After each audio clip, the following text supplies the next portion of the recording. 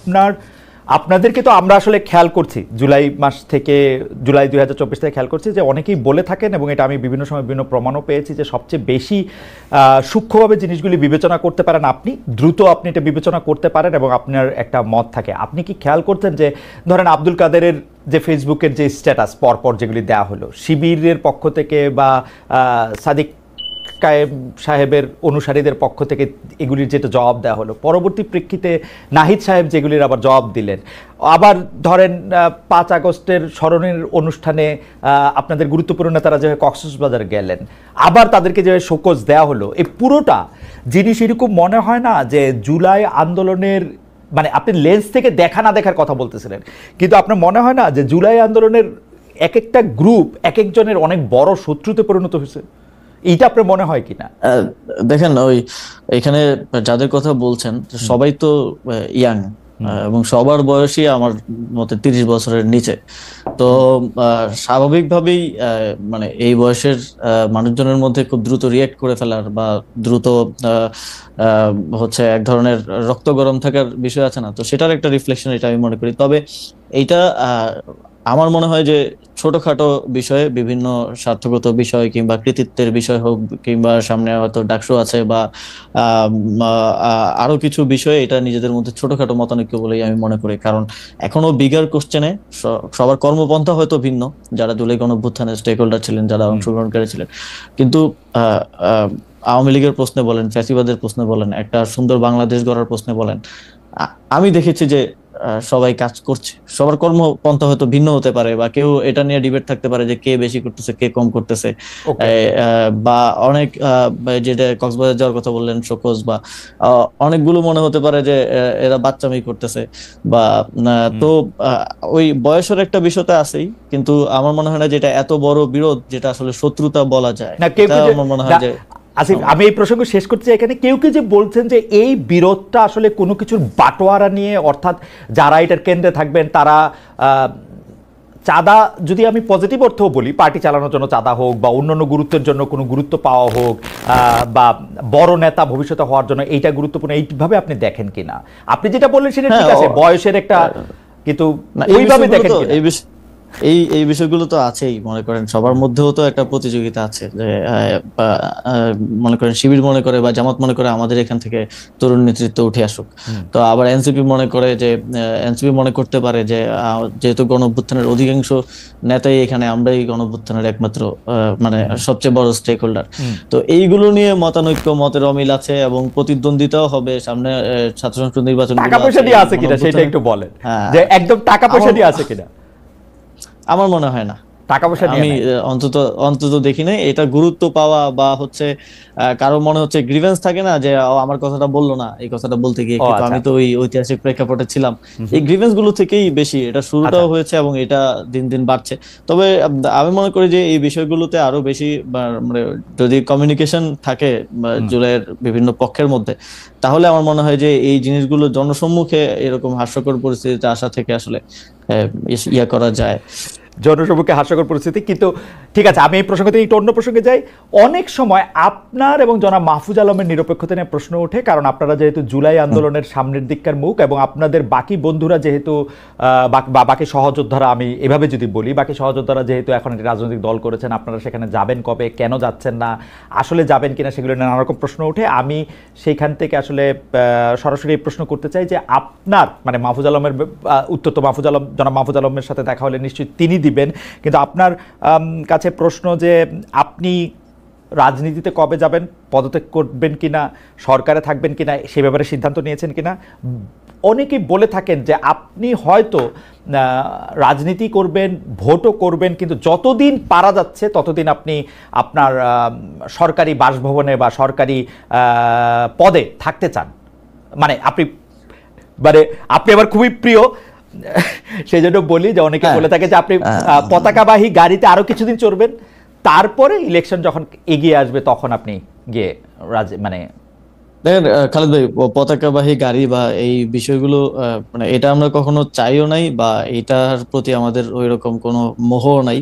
আমার দিক থেকে বিষয়টা হচ্ছে কিছু দায়িত্ব নিয়ে তো আমি এখানে আসছি, এবং কিছু দায়িত্ব গণঅভ্যুত্থানের সময়, সেই সময়টাতে যখন সমন্বয়করা আমাদেরকে সিলেক্ট করে তখন থেকেই দেয়া যে এই সরকারকে জুলাই গণঅভ্যুত্থানের পক্ষে রাখা, পক্ষের ডিসিশন গুলো নেওয়ার ক্ষেত্রে প্রভাবিত করা, এবং ভয়েসটা যাতে থাকে সেই জিনিসটা নিশ্চিত করার জন্য সরকারে আসা। তারপরেও যদিও অনেক অন্যান্য মিনিস্ট্রির দায়িত্ব আসছে, ফর্মাল দায়িত্ব আসছে, তো সেই জায়গা থেকে আমি মনে করি যে এখনো আমাদের কিছু কাজ বাকি আছে। একটা বড় মাইলফলক হচ্ছে এই যে ঘোষণাপত্রটা আমরা করতে পারলাম, জুলাই ঘোষণাপত্রটা দেওয়া সম্ভব হলো। এখনো জুলাই সনদ বাকি আছে। পারসেপশন তৈরি করে প্রত্যেকটা জিনিস তো আপনি বা আমি বসে বসে উত্তর দিতে পারবো না।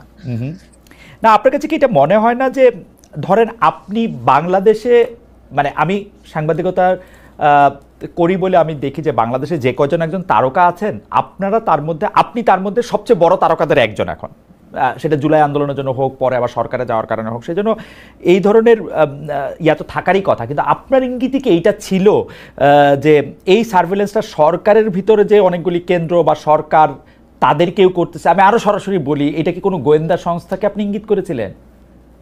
হ্যাঁ, আমি আমি এর আগেও বলছি যে কিছু রিপোর্টের ব্যাপারে আমি একটা সংবাদ সম্মেলনে বলতে গিয়ে বলছিলাম যে আমাকে হাউস থেকে যোগাযোগ করে বলা হয়েছে যে এইটা তো আমাদেরকে চাপ দিছে করার জন্য, এবং এটা টেক্সটটা হুবহু আমি হাউসে ফোন করে জিজ্ঞেস করছিলাম যে আপনারা যে একটা নাম্বার লিখলেন এখানে, এটা কিসের রেফারেন্সে লিখছেন? আপনাদের ইয়াতে তো রিপোর্টে তো লেখা জানা গেছে, জনশ্রুতি আছে, এই কিসের রেফারেন্সে আপনারা লিখলেন? তখন বললো এটা আমাদেরকে একটা গোয়েন্দা সংস্থা থেকে দিয়ে চাপ দেওয়া হয়েছে এটা রিপোর্ট করার জন্য।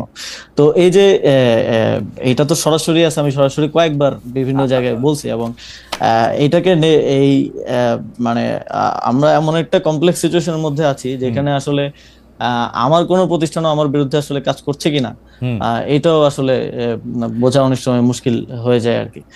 খুবই ইন্টারেস্টিং। তবে আমি আপনাকে একটা তথ্য হিসেবে একটা জিনিস জানায় রাখি, সরকারের ভিতরকার অঙ্গগুলি আসলে এভাবেই কাজ করে। মানে আমি আপনাকে দায়িত্ব নিয়ে বলতে পারি, সরকারের অনেক মানে বিগত সরকারের অনেক মন্ত্রীর বিরুদ্ধে যেসব রিপোর্ট হয়েছে তার অনেকগুলি আবার গোয়েন্দা সংস্থাও দিয়েছে।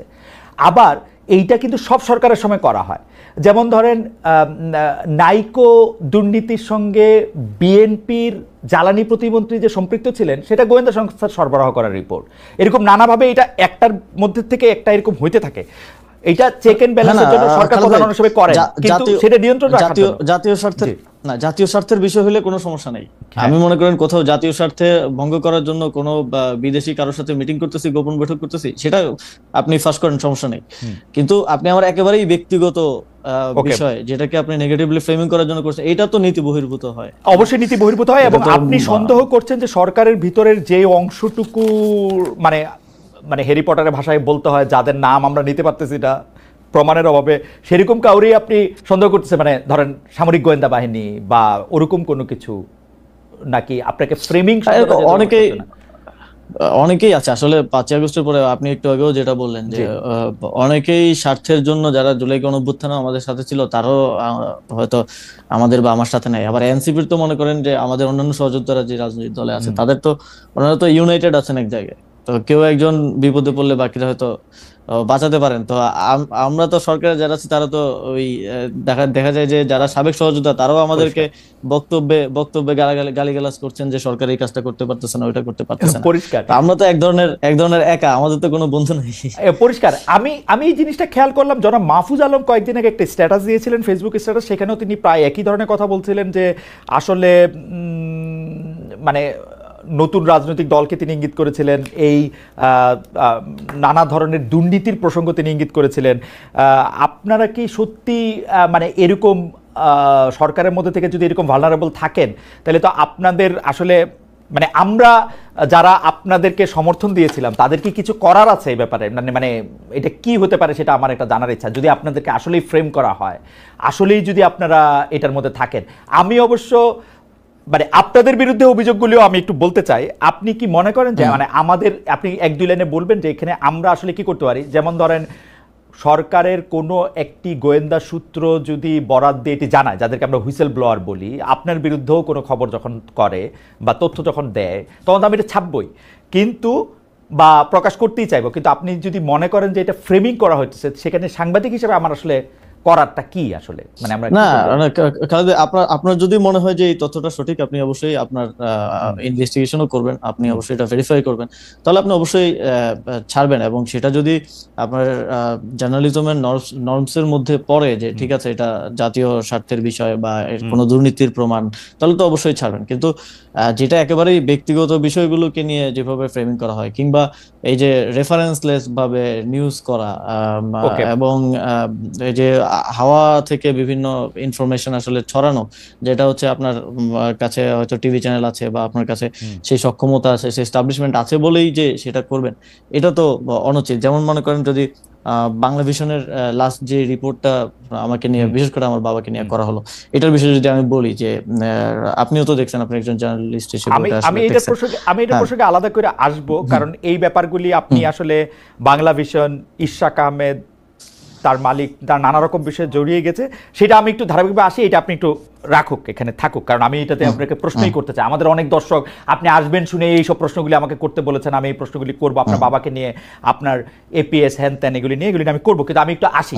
আমার কাছে এর আগে যেটি জানার দরকার, গোপালগঞ্জে যেদিন এনসিপির কেন্দ্রীয় নেতারা আক্রান্ত হলেন, সেদিন আপনি ঢাকার পুলিশ কন্ট্রোল রুমে বসেছিলেন স্বরাষ্ট্র উপদেষ্টার সঙ্গে, এবং সেটার ফেসবুক পোস্টে আমরা এটা ছবিও দেখেছি। জনাব আসিফ মাহমুদ সজীব ভাই, এই ছবিটা আমার ভালো লাগে নাই। এটা যে আমার ভালো লাগে নাই, এইটা আমি আমার বিভিন্ন কথা আমি বলতেও চেষ্টা করেছি, জানতেও চেষ্টা করেছি। আজ আপনাকে পেলাম, তাই আপনার কাছে একটু জানতে চাই, আপনি কোন ক্ষমতা বলে সে একটা কন্ট্রোল রুমে বসেছিলেন এবং আপনি কি নির্দেশ কাকে দিচ্ছিলেন যে মানে এটা করতে হবে বা